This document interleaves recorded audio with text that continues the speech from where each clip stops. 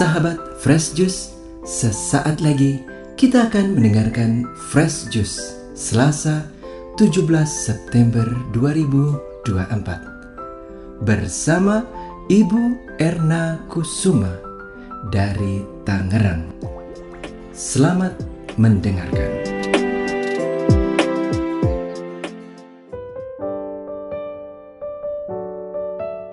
Para pendengar dari Fresh Juice dimanapun berada, hari ini kita akan merenungkan kisah yang indah dari Injil Lukas, tepatnya Injil Lukas bab 7 ayat 11 sampai dengan ayat 17, tentang Yesus membangkitkan anak muda di Nain. Sebagai seorang ibu, saya sangat memahami bagaimana perasaan seorang ibu yang harus mengalami kehilangan, mula-mula kehilangan suami, lalu mesti kehilangan anak laki satu-satunya. Mari kita dengarkan kisahnya. Inilah Injil suci menurut Lukas. Pada suatu ketika pergilah Yesus ke sebuah kota bernama Nain. Para murid serta banyak orang pergi bersama dia. Ketika ia mendekati pintu gerbang kota, ada orang mati diusung keluar, yaitu anak laki-laki tunggal seorang ibu yang sudah janda.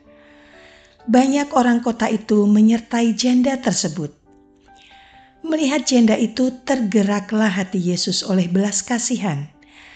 Lalu Tuhan berkata kepadanya, "Jangan menangis." Dihampirinya usungan jenazah itu dan disentuhnya. Maka para pengusung berhenti. Tuhan berkata, "Hai pemuda, aku berkata kepadamu, bangkitlah." Maka bangunlah pemuda itu, duduk, dan mulai berbicara. Yesus lalu menyerahkannya kepada ibunya. Semua orang itu ketakutan, dan mereka memuliakan Allah sambil berkata, "Seorang nabi besar telah muncul di tengah-tengah kita, dan Allah telah mengunjungi umat-Nya." Maka tersiarlah kabar tentang Yesus ke seluruh Yudea dan ke seluruh daerah sekitarnya.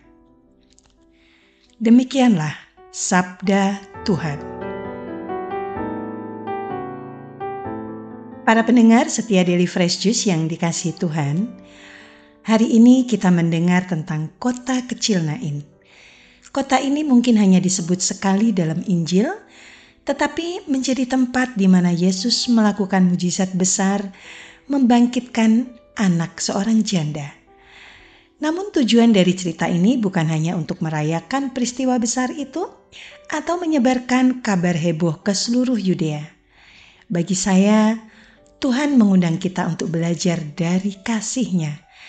Bagaimana kita bisa menjadi saluran dari belas kasih-Nya kepada orang-orang di sekitar kita yang sedang dalam kesulitan dan duka. Yang pertama dilakukan oleh Yesus ketika tiba di Nain adalah melihat. Dalam bahasa Jawa, kita sering mengenal istilah eling lan waspodo, selalu ingat dan waspada akan apa yang terjadi di sekitar kita.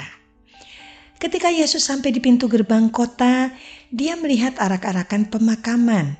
Dia melihat seorang janda yang menangis sedih, seorang ibu yang sudah kehilangan suaminya dan kini harus merelakan anak laki-laki satu-satunya. Di zaman ini seringkali kita terlalu sibuk dengan urusan pribadi sehingga lupa atau abai melihat kesedihan bahkan kesulitan orang lain. Apakah kita sudah benar-benar melihat mereka yang ada di sekitar kita? Atau mata kita dibutakan oleh masalah kita sendiri seperti keinginan yang belum tercapai atau beban hidup yang kita hadapi? Sebagai wanita, seringkali kita punya naluri alami untuk memperhatikan orang lain. Namun, kadang-kadang dikarenakan kesibukan sehari-hari, kita lupa untuk benar-benar melihat, untuk hadir dalam kehidupan orang lain, seperti Yesus melihat janda itu dengan penuh kasih. Para pendengar setia Daily Fresh Juice yang dikasihi Tuhan, melihat saja tidak cukup. Langkah berikutnya adalah tergerak oleh belas kasihan. Ketika Yesus melihat janda itu, dia tidak tinggal diam. Hatinya tergerak oleh belas kasihan. Dan saya yakin kita tahu apa artinya merasakan empati. Empati bukan hanya sekedar merasa kasihan, tetapi juga mencoba memahami, merasakan apa yang dirasakan oleh orang lain. Saya teringat ketika anak-anak saya terluka ataupun sakit, tentu saya bisa merasakan sakit mereka. Itulah empati yang sebenarnya. Begitu juga yang dirasakan oleh Yesus. Dia tidak hanya melihat penderitaan janda itu, tetapi benar-benar merasakan duka cita yang mendalam di hatinya. Apakah kita juga bisa merasakan seperti itu? Apakah kita mampu merasakan kesulitan orang lain, bahkan jika mereka bukan anggota keluarga kita?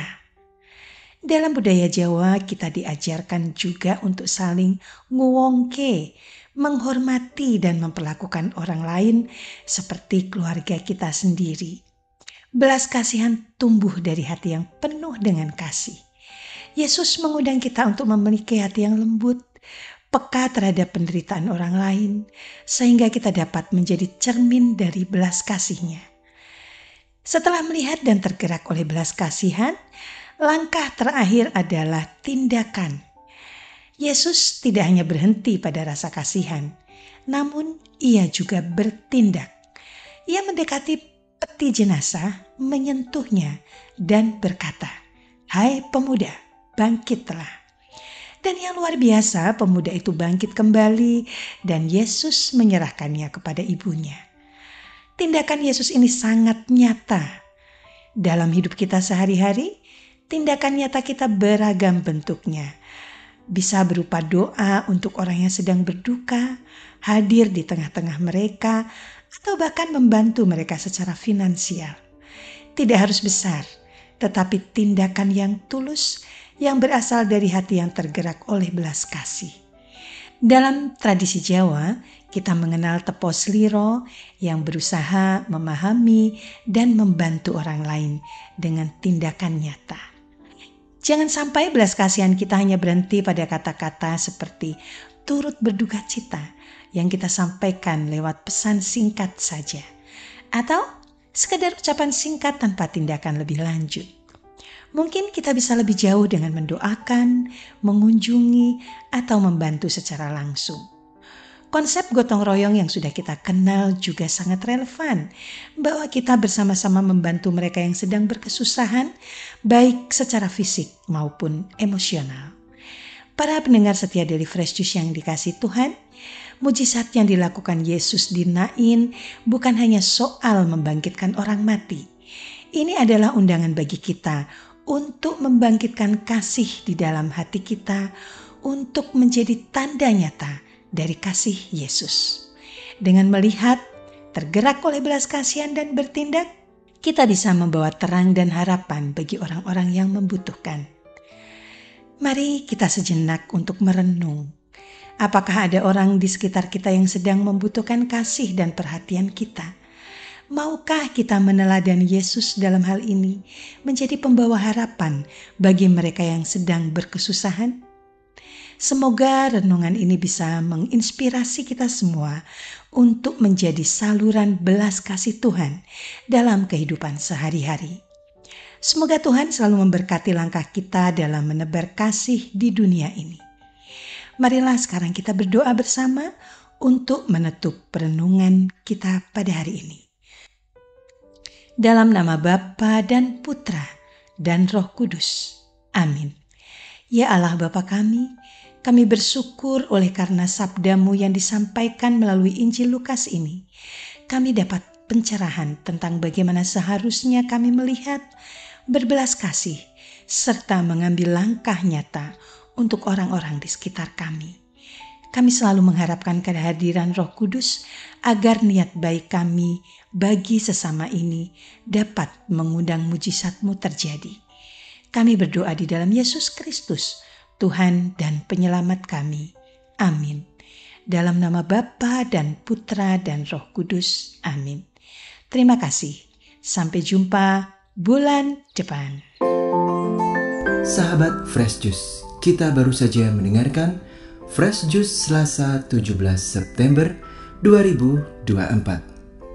Terima kasih kepada Ibu Erna untuk renungannya pada hari ini.